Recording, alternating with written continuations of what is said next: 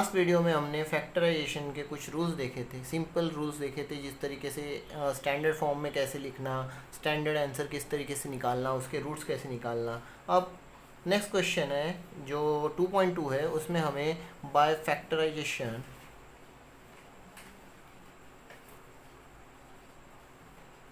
किस तरीके से सॉल्यूशन या रूट निकाले जाते हैं इस बारे में स्टडी करनी है। तो इसके लिए कुछ मेरे पर्सनल रूल्स है, उसको फॉलो करना पड़ेगा, या ऐसे कहिए कि आपको कुछ इसमें से समझना पड़ेगा, तभी हम फैक्टर आसानी से निकाल पाएंगे और इजीली हमें दिख पाएगा। तो मैंने यहाँ पे एक एग्जांपल लिखा है एक्सरसाइज 2.1 का। तो उसमें देखिए फर्स्ट प्रॉब्लम में जैसे इस तरीके से दिया हुआ है x² - 15 x + 54। ये हमारा एक स्टैंडर्ड फॉर्म है, जैसे कि लास्ट वीडियो में मैंने बताया था कि ax² + bx + c = 0।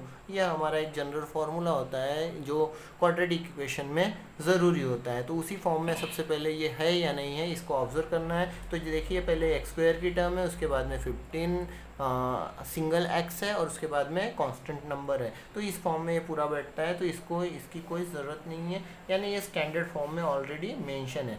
तो अब देखेंगे, अब इसके लिए कुछ कंडीशंस होती है जो हमें फॉलो करनी पड़ती है। तो जैसे कि देखिए फर्स्ट टर्म जो है वो मैक्सिमम टाइम हमेशा पॉजिटिव ही रहती है। मैक्सिमम टाइम, ऐसा ज़रूरी नहीं कि वो हर बार पॉजिटिव हो, बट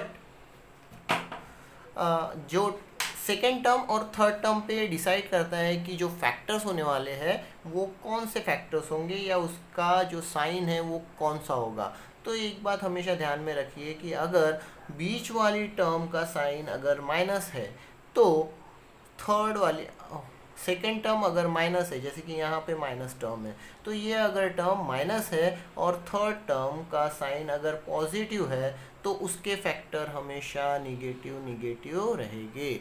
दोनों भी फैक्टर्स कैसे रहेंगे, माइनस माइनस रहेंगे। इसके दो फैक्टर होते हैं मैक्सिमम टाइम, एक बड़ा फैक्टर होता है, एक छोटा फैक्टर होता है। अब जब फैक्टर्स हम करते हैं तो एक माइनस और दूसरा भी माइनस होगा। अब जब फैक्टराइजेशन लेसन हम देखते हैं तो ये पहले रूल आप समझ लीजिए, और इसके बाद में फिर मैं एग्जांपल में आपको समझाऊंगा कि ये किस तरीके से आपको यूज़फुल होगी। अब सेकंड प्रॉब्लम में देखिए, या सेकंड रूल में देखिए, यहाँ पे सेकंड जो बीच वाली टर्म है वो माइनस है, और थर्ड वाली टर्म भी अगर माइनस होती है, दैट मीन्स यहाँ पे प्लस की जगह अगर माइनस होता है, तो हमें जो बड़े वाला फ्रैक्शन होगा वो माइनस होगा और जो छोटे वाला नंबर होगा वो प्लस होगा। थर्ड इसमें देखिए, जो थर्ड इसमें अगर यहाँ पे सेंटर में पॉजिटिव है और यहाँ पे निगेटिव साइन दिया हुआ है, तो निगेटिव साइन देने पर इसके फैक्टर्स होते हैं, पहला वाला पॉजिटिव, यानी बड़ा वाला जो नंबर रहेगा वो पॉजिटिव होगा और छोटे वाला नंबर जो होगा वो निगेटिव होगा। तो इस तरीके से फैक्टर्स उसके निकाले जाते हैं। अब लास्ट नंबर का फैक्टर देखिए, अगर बीच वाली टर्म भी पॉजिटिव है और लास्ट टर्म वाली भी, थर्ड टर्म भी पॉजिटिव है, तो हमें दोनों भी फैक्टर्स कैसे मिलेंगे, पॉजिटिव मिलेंगे। अब इसमें स्मॉल और दोनों भी स्मॉल और बिगर दोनों भी पॉजिटिव फैक्टर्स मिलते हैं। तो इस तरीके से इसको हमें ध्यान में रखते हुए इसको अप्लाई करना है। अब देखेंगे कि हम उसको एग्जाम्पल में किस तरीके से अप्लाई करते हैं, तो आगे देखते हैं। तो फर्स्ट प्रॉब्लम देखिए, फर्स्ट प्रॉब्लम में जैसे बताया गया है, फर्स्ट प्रॉब्लम देखिए, x² - 15x + 54 = 0। तो अब इस तरीके का प्रॉब्लम है। अब इस तरीके के प्रॉब्लम में सबसे पहले ये जो लास्ट टर्म और फर्स्ट टर्म, इन दोनों को हमें मल्टीप्लाई करना पड़ता है। अब 1 × 54, maximum time it will get you 54 number. Okay, maximum time first की वैल्यू क्या होती है, 1 ही होती है। तो हमें फर्स्ट टर्म का कोएफिशिएंट और लास्ट टर्म उन दोनों को मल्टीप्लाई करना पड़ेगा, तो उसका 54 आता है। अब इसके फैक्टर निकालने हैं। अब फैक्टर कुछ इस तरीके से निकालने हैं कि 54 ये नंबर कौन से टेबल में आता है। अब जैसे कि मैंने बोला कि ये 54 नंबर कौन कौन से टेबल में आता है, तो सबसे पहले तो हमारे ख्याल में आता है कि ये 2 के टेबल में आता है। तो 2 के टेबल में अगर मैं इसको देखता हूँ तो 2 के टेबल में आते आते इसको 27 लग जाएंगे। अब ये जो 27, ये जो फैक्टर निकले हैं, ये दोनों भी फैक्टर का प्लस ये जो बीच में दी हुई मिडल टर्म है वो नंबर हमें आना चाहिए। अब वो नंबर आने के लिए ये हमें नंबर काफ़ी है या नहीं, ये हमें डिसाइड करना है। अब देखिए 2+27 अगर मैं करता हूँ, जैसे कि और एक बात, जैसे कि मैंने बताया कि जब दो फैक्टर्स होते हैं तो जब थर्ड टर्म पॉजिटिव होती है तो बीच वाली टर्म निगेटिव होती है, तो पहला फैक्टर भी निगेटिव आएगा और दूसरा फैक्टर भी निगेटिव आएगा। तो अगर इसे -2 और -27 लेते हैं, दोनों को प्लस करते हैं, तो मुझे आंसर मिलता है -29। मल्टीप्लिकेशन थर्ड टर्म की इतना आना चाहिए, बट उसका सम कितना आना चाहिए, -50। तो ये नंबर हमारे लिए उपयोगी नहीं है। इसके आगे अब ये डायरेक्ट भी कर सकते हैं, लेकिन कैसा है कि अभी आपको समझने आने के लिए मैं इसको स्टेप वाइज कर रहा हूँ। नेक्स्ट प्रॉब्लम से हम शॉर्टकट में करेंगे कि किस तरीके इसको फाइंड आउट करना है।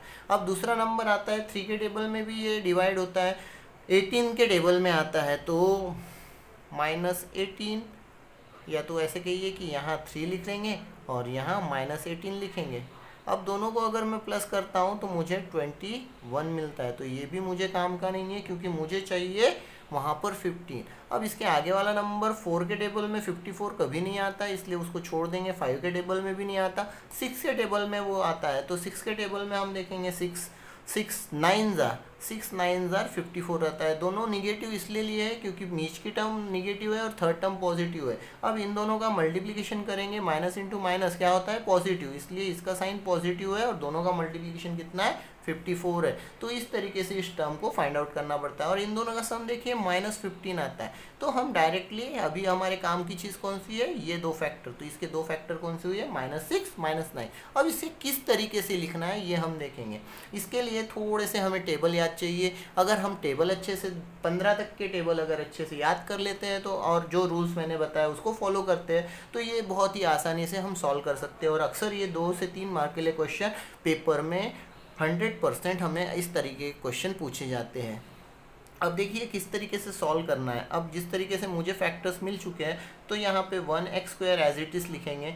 अब -6x, ऐसा ज़रूरी नहीं कि हमें ये टर्म पहले लिखनी है या ये टर्म पहले लिखनी है, हम कोई भी टर्म पहले लिख सकते हैं। ऐसा कोई इसेंशियल नहीं कि भाई 6 वाली टर्म पहले लिखनी है या 9 टर्म वाली पहले लिखनी है, ऐसा कोई ज़रूरी नहीं है। फिर यहाँ पे लिखेंगे -9x + 54।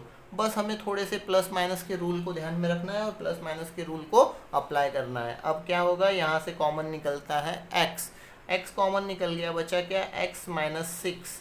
अब यहाँ से -9 कॉमन निकलेगा क्योंकि 9 54 के टेबल में आता है, 9 के टेबल में 54 आता है, तो क्या बचा, x - 6 = 0। तो एक बात हमेशा ध्यान रखिएगा, ये ब्रैकेट और ये ब्रैकेट हमेशा सेम आने चाहिए। अगर ये ब्रैकेट सेम नहीं आ रहे हैं तो हमारे फैक्टर्स रॉन्ग हो रहे हैं, अगर ये ब्रैकेट सेम आते हैं तो हमारे फैक्टर्स राइट है, ऐसे हमें समझना है। हम वही टैली कर सकते हैं। तो अब जो दोनों ब्रैकेट है उसको कॉमनली जो उसे पहले लिखना है, और जो ब्रैकेट के बाहर के नंबर बचे हुए हैं उसको दूसरे ब्रैकेट में डाल देना है, = 0। अब इसका आंसर फाइंड आउट करेंगे, x - 6 = 0 और x - 9 = 0। x इधर आएगा तो पॉजिटिव हो जाएगा और यहाँ पे भी पॉजिटिव हो जाएगा, तो x की वैल्यू क्या निकली, x की वैल्यू निकली 6 और x = 9। That is the solution of our quadratic equation. ये मैक्सिमम टाइम 2 मार्क्स के लिए क्वेश्चन पूछे जाते हैं। अब सेकंड प्रॉब्लम देखेंगे, इसका सेकंड प्रॉब्लम किस तरीके से सॉल्व करेंगे। अब x² + x - 20 = 0।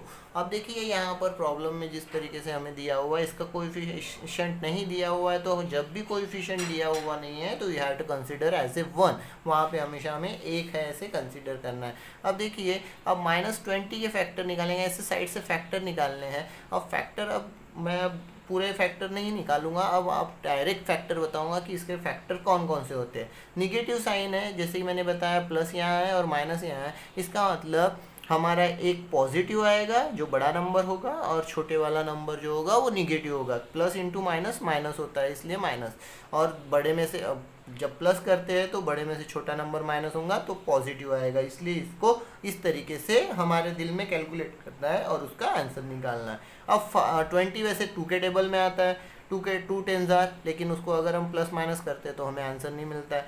5 के टेबल में आता है, 5 × 4, डायरेक्टली हम देखेंगे कि 5 4 जार 20 होता है, +5 - 4 = -20। और 5 में से 4 गए तो +1 बचता है। इस तरीके से हमें डायरेक्टली फैक्टर्स निकालने हैं। आपको जब प्रैक्टिस करोगे तो ऑटोमेटिकली उसके फैक्टर्स आ जाते हैं, और अक्सर यही नंबर ज़्यादातर पूछे जाते हैं, कोई ऐसे ज़्यादा दूसरे नंबर नहीं पूछे जाते।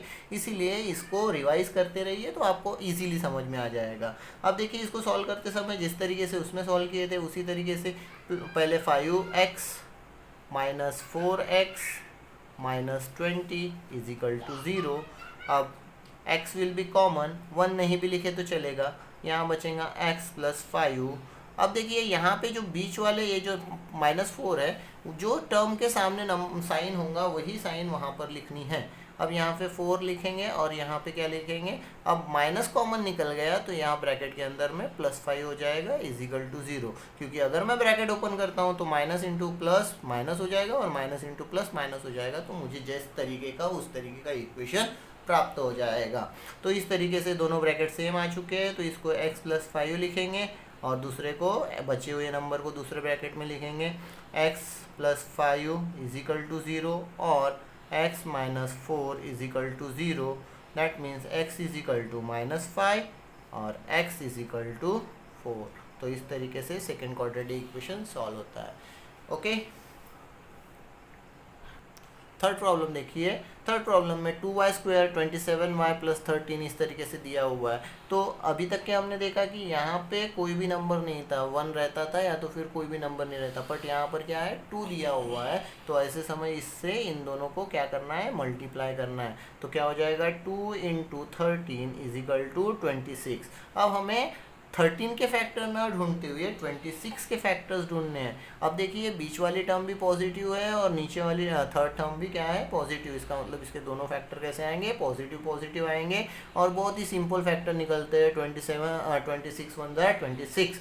तो अब दोनों को प्लस करेंगे तो 27 मिल जाएगा और इस तरीके से हमारे सिंपल से फैक्टर्स हमें प्राप्त हो जाएंगे। तो यहाँ होगा 2y² plus 26y plus 1y plus 13 is equal to 0। अब यहाँ पे 2y कॉमन निकलेगा क्योंकि 26 के टेबल में 2 आता है।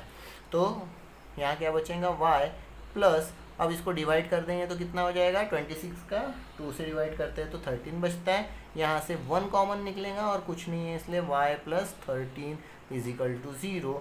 अब देखिए, दोनों ब्रैकेट सेम है। सिंपल जिस तरीके से फॉलो किए उसी स्टेप को फॉलो करना है, ज़्यादा दिमाग पे लोड नहीं लेना है, सिंपल उसी तरीके से काम करते जाना है और उसके आगे सिंपली सॉल्व करना है। y plus 13 is equal to 0 और 2y plus 1 is equal to 0, y is equal to -13, 2y is equal to -1, y is equal to -1/2। तो इस तरीके से इसका थर्ड का आंसर हो गया। इस तरीके से आपको 2 मार्क्स प्राप्त हो सकते हैं। अब चौथा प्रॉब्लम देखेंगे। चौथे प्रॉब्लम में देखिए 5m²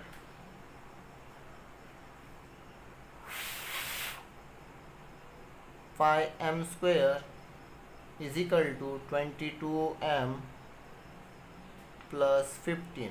अब इस तरीके से फॉर्मूला है, तो हमेशा मैंने बताया कि कौन से फॉर्मूले में आना चाहिए, ax² plus bx plus c is equal to 0। इस फॉर्मुलेशन में हमें लेके आना है। तो सिंपल है, बचे हुए नंबर्स इधर उठा के लेके आएंगे, -22m माइनस 15, पॉजिटिव है तो माइनस हो जाएंगे और ये हो गया हमारा ये स्टैंडर्ड फॉर्म में कन्वर्ट। अब देखिए, फिर से यहाँ पे क्या करना पड़ेगा, फर्स्ट टर्म 5 है तो 5 × 15, कौन सा 15, -15, 15 5 = 75, बट विच वन, -75 के फैक्टर्स हमें ढूंढने हैं। तो -75 के फैक्टर्स ढूंढते समय कितना आना चाहिए, -22 आना चाहिए। तो सोचिए ज़रा कौन से नंबर आते हैं। अब माइनस है, इसका मतलब एक प्लस होगा और एक माइनस होगा। तो अगर हम इस तरीके से सोचते हैं तो 75 का टेबल कौन से नंबर आ सकते हैं, तो वो देखेंगे, थोड़ा सोचना पड़ेगा। तो पहला नंबर निगेटिव रहेगा बड़े वाला और छोटा नंबर पॉजिटिव रहेगा क्योंकि थर्ड टर्म निगेटिव है और सेकंड टर्म भी निगेटिव है। तो ये आता है 25, 3 = 75। आप देखोगे कि 25 में से 3 गए तो हमें 22 ये नंबर मिलता है, दैट मीन्स 22 हमें मिलता है। तो इस तरीके से हम इसको कैलकुलेट करेंगे, इसको इस तरीके से लिखेंगे 5m² minus 25m plus 3m minus 15 is equal to 0। 5m यहाँ पे कॉमन निकल जाएगा, बचा क्या, m - 5 प्लस 3 कॉमन रहेगा, m 3 = -5 इज इक्वल टू 0। तो इस तरीके से m-5 दोनों तरफ है, और बचा कौन, 5m+3 is equal to 0। That means m-5 is equal to 0 और 5m+3 is equal to 0। m is equal to 5, 5m plus is equal to -3, m is equal to -3 divide by 5। तो ये हो गई हमारी m की वैल्यू। ओके फ्रेंड्स, समझ में आया?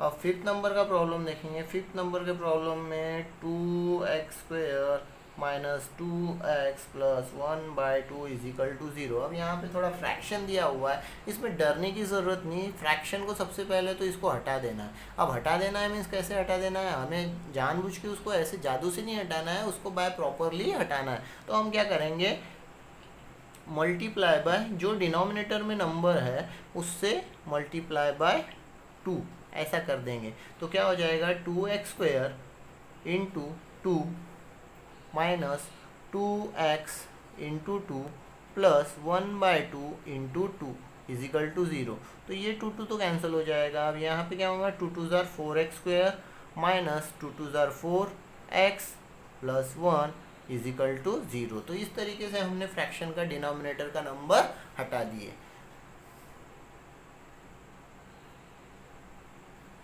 ये 2 कैंसिल हो गया है, क्योंकि ये कैसे है कि जब न्यूमरेटर में है डिनोमिनेटर में तो सिंपल से नंबर है उसे कट हो जाता है। जो रूल्स है हमारे फ्रैक्शन के उसको फॉलो करना है, मल्टीप्लिकेशन के रूल से उसको कट कर देंगे और सॉल्व करेंगे। अब देखिए, अब हमें किसका फ्रैक्शन करना है, 4 × 1।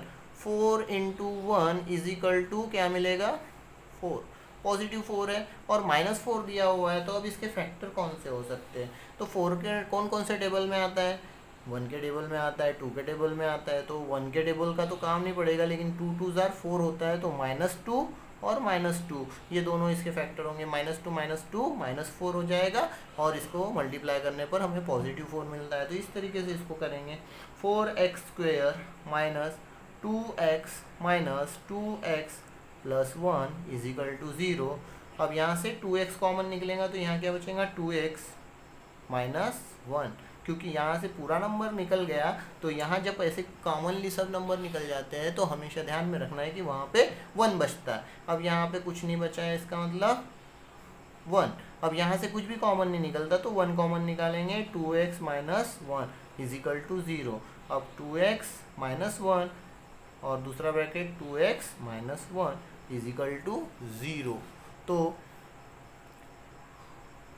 2x -1 इज इक्वल टू 0 और 2x -1 is equal to 0। 2x is equal to 1, x is equal to 1/2। तो x की वैल्यू क्या हुई, 1/2। 2x is equal to 1, x is equal to 1/2। तो दोनों की वैल्यू क्या हुई, 1/2 1/2। इस तरीके से क्वेश्चन नंबर 5 को सॉल्व करना है। अब 6 नंबर का प्रॉब्लम देखिए। 6 नंबर के प्रॉब्लम में 6x - 2/x is equal to 1। अब कुछ थोड़ा अलग तरीके से दिया हुआ है, तो इस समय ऐसे समय क्या करेंगे, फ्रैक्शन के रूल अप्लाई करके इसको पहले सॉल्व करेंगे। तो क्या होगा, क्रॉस मल्टीप्लिकेशन हो जाएगा। 6x × x -2 × 1 divided by x is equal to 1। 6x² -2 divided by x is equal to 1। 6x² -2 is equal to x, 1x। इसको ट्रांसफ़र कर लेंगे अपने स्टैंडर्ड फॉर्म में, -1x -2 इज इक्वल टू 0। अब ये हमारा फॉर्मुलेशन में आ गया है। अब इसको फैक्टराइज करेंगे। अब फैक्टराइज करते समय 6 × -2 इज इक्वल टू -12। अब उसका आंसर क्या आना चाहिए, -1। तो ध्यान सोचिए, और हमें नंबर अगर टेबल याद है तो बहुत जल्दी से मिल जाते हैं। 4 3 ज़ार 12। अब आप ही सोचिए कि कौन सा माइनस होगा, ये माइनस होगा क्योंकि यहाँ पे -1 दिया हुआ है, और ये कौन सा होगा, +3 हो जाएगा। तो इस तरीके से हम इसके फैक्टर्स करेंगे। 6x² -4x + 3x -2 is equal to 0। अब यहाँ से 2 कॉमन निकल जाएगा, x कॉमन निकल जाएगा, बचा क्या, 3x -2 प्लस, इसमें से अब कुछ भी कॉमन नहीं निकलता तो 1, 3x minus 2 is equal to 0। आप देखिए दोनों ब्रैकेट कैसे सेम आ रहे हैं, तो इसी तरीके से सेम आने चाहिए। 3x माइनस 2 और दूसरे ब्रैकेट में आएगा 2x plus 1 is equal to 0। अब इसको 3x minus 2 is equal to 0 और 2x plus 1 is equal to 0। That means 3x minus is equal to 2x is equal to 2/3। तो इसका आंसर हुआ x इज इक्वल टू 2/3। और इधर में देखेंगे उसी तरीके सॉल्व करेंगे। 2x is equal to minus 1, x is equal to minus 1/2। तो ये हुआ दूसरे x की वैल्यू। इस तरीके से सॉल्व करके हम इसके 2 या 3 मार्क्स के लिए इस तरीके के क्वेश्चन पूछे जाते हैं और इस तरीके से इसको सॉल्व करने पड़ते हैं। अब सेवन प्रॉब्लम देखिए। सेवन प्रॉब्लम में एक एक्टिविटी है और एक्टिविटी को सॉल्व करना है। किस तरीके से करना है वहाँ पे दिया हुआ है, बॉक्सेस दी हुई है। आप बुक में देखोगे तो आपको समझ में आएगा।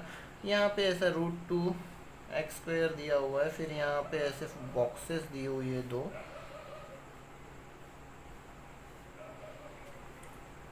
प्लस यहाँ x दिया हुआ है, यहाँ पर भी एक x दिया हुआ है और यहाँ पे प्लस 5√2 दिया हुआ है। तो सबसे पहले हम ये समझ लेंगे कि ये 2 बॉक्सेस किस चीज़ के। अब ये 2 बॉक्सेस है इसके रूट्स के। तो अब पहले इसके रूट्स को हमें सॉल्व करके निकालने पड़ेंगे कि वो रूट्स कौन से होंगे। तो उसके रूट्स निकालने के लिए हम क्या करेंगे, √2 इंटू 5√2 इस तरीके से मल्टीप्लाई करेंगे। अब √2 से √2 मल्टीप्लाई होता है तो 5 इंटू 2 हो जाएगा और इसका आंसर आएगा 10। अब 10 के फैक्टर्स ऐसे ढूंढने हैं जिसका +7 आना चाहिए। तो इसके रूट होते हैं 5 और 2। तो इस तरीके से हमें 2 रूट मिल गए हैं। तो अब यहाँ पे हम लिखेंगे 5x और यहाँ पे लिखेंगे 2x। तो आगे देखते हैं इसको किस तरीके से सॉल्व करेंगे। अब देखिए वहाँ पे डायरेक्टली उन्होंने ब्रैकेट के अंदर में वैल्यूज खाली छोड़ी है। अब मैं पूरा सॉल्व करके देता हूँ, आप उस तरीके से उसको सॉल्व कीजिएगा। ओके, ध्यान दीजिए। अब थोड़ी स्टेप्स ध्यान में रखिएगा। √2x² प्लस 5x प्लस, अब इस 2 को मैं √2 इंटू √2 लिख सकता हूँ, प्लस यहाँ पे x लिखने का है, plus 5√2 as it is equal to 0।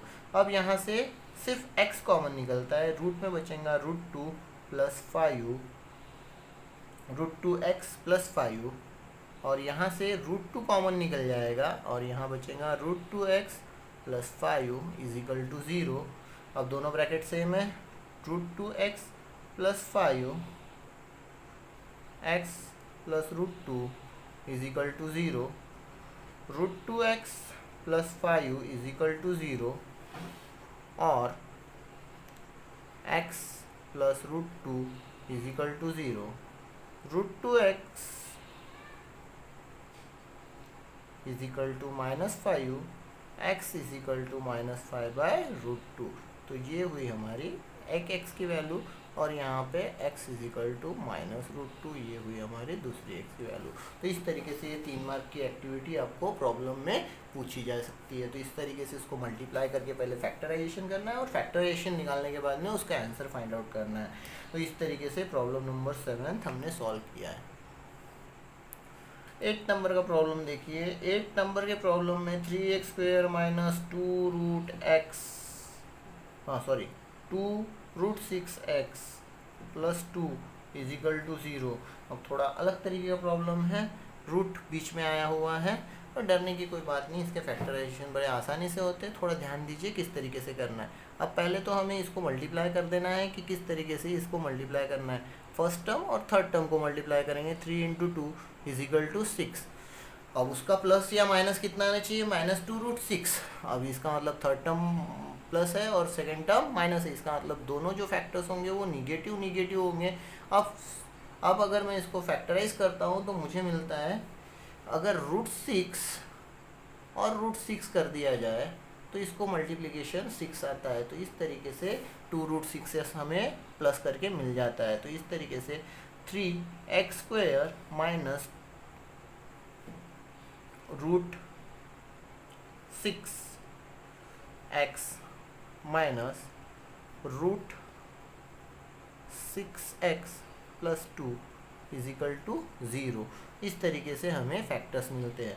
अब देखिए 3 को मैं इस तरीके से लिख सकता हूँ, ये 3 मार्क का प्रॉब्लम है, बार बार कभी कभी पूछा जाता है पेपर में। √3 को मैं √3 इंटू 3 लिख सकता हूँ into x square as it is minus √6 को 2 इंटू 3 लिख सकता हूँ एक्स माइनस इसको भी ऐसे ही करेंगे 2 into 3 x plus 2 is equal to 0। थोड़ा नीचे आ गया है, देख लीजिएगा। अब यहाँ से √3 विल गेट कॉमन, बचा क्या √3x माइनस √2, ये हो गए फैक्टर माइनस। अब यहाँ से अब ये 2 जो है, अब इस 2 को भी मैं क्या कर सकता हूँ √2 इंटू √2 ऐसे लिख सकते हैं। थोड़ा अलग तरीके का प्रॉब्लम है, इसलिए थोड़ा ध्यान से देखिए। तो यहाँ से √2 कॉमन निकलेगा और बचेगा क्या √3x plus minus √2 is equal to 0। Sign में कंफ्यूज नहीं होना है, साइन में अगर कंफ्यूज होंगे तो तकलीफ हो जाएगी या रॉन्ग हो जाएगा। प्लस माइनस के रूल को बराबर फॉलो करना है और प्लस माइनस के रूल के साथ में ही उसको अप्लाई करना है। अब जो ब्रैकेट है, अब देखेंगे कि दोनों ब्रैकेट सेम है तो दोनों ब्रैकेट एक बार लिखेंगे और जो ब्रैकेट के बाहर है उस नंबर को हम बाहर लिख देंगे। तो किस तरीके से आएगा √3x minus √2 is equal to 0। इसका मतलब √3x minus √2 is equal to 0 और √3x minus √2 is equal to 0। √3x is equal to √2, x is equal to √2 divided by √3, that means x is equal to √2 divided by 3।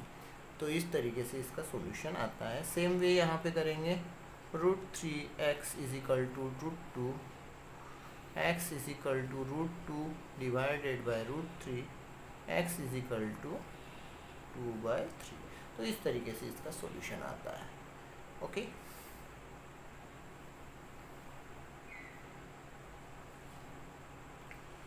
To M 9th number का problem है। 2m minus 24 is equal to 50। तो इस तरीके से problem दिया गया है। अब इस प्रॉब्लम को सॉल्व करते समय इस तरीके से देखना है कि अब पहले तो ब्रैकेट को मल्टीप्लाई करेंगे 2m² minus 2 into 24 is equal to 48m और ये साइड में 50 लेके उठा के लेके आ जाएंगे, माइनस 50 हो जाएगा। अब 52 ज़ार कितना हो जाता है minus 50 into 2 is equal to -100। अब -100 के फैक्टर कितने आने चाहिए 48 आने चाहिए। अब थोड़ा सोचना पड़ेगा कि कौन से ऐसे नंबर है जिसमें -48 आए। ज़्यादा सोचने की ज़रूरत नहीं, एक नंबर आएगा 50 और एक नंबर आएगा 2, क्योंकि 50 में से 2 गए तो 48 बचते हैं, निगेटिव 50 आएगा और पॉजिटिव 2 आएगा। दोनों को मल्टीप्लाई करने से -100 मिलता है, देख लीजिए आप करके। तो अब यहाँ बचेगा 2m² minus 50m plus 2m minus 50 is equal to 0। अब सिर्फ यहाँ पे m 2m will get common, बचेगा क्या m minus 25 plus 2 will get common m minus 25। दोनों ब्रैकेट सेम आने चाहिए, ये बार बार मैं आपको रिपीट कर रहा हूँ। ये दोनों ब्रैकेट अगर सेम नहीं आते तो हमारा आंसर रॉन्ग हो रहा है, हमारे फैक्टर्स रॉन्ग हो रहे हैं। m minus 25 2m plus 2 is equal to 0, m minus 25 is equal to 0 और 2m plus 2 is equal to 0। m is equal to 25, तो m की वैल्यू क्या हुई 25। 2m is equal to -2, m is equal to -2 divide by 2 is equal to m is equal to -1। तो इस तरीके से m की वैल्यू कैलकुलेट होती है। ओके, आपको तो अभी पूरी लाइन ही याद होगी फटाफट फटाफट। वो तो आती है, पहले बोलना कैसा वो समझना पड़ता ना, वो बोलता है वो इस तरीके से बोलने की कोशिश कर रहा है। नहीं, बहुत बहुत बढ़िया फिनिशिंग नहीं।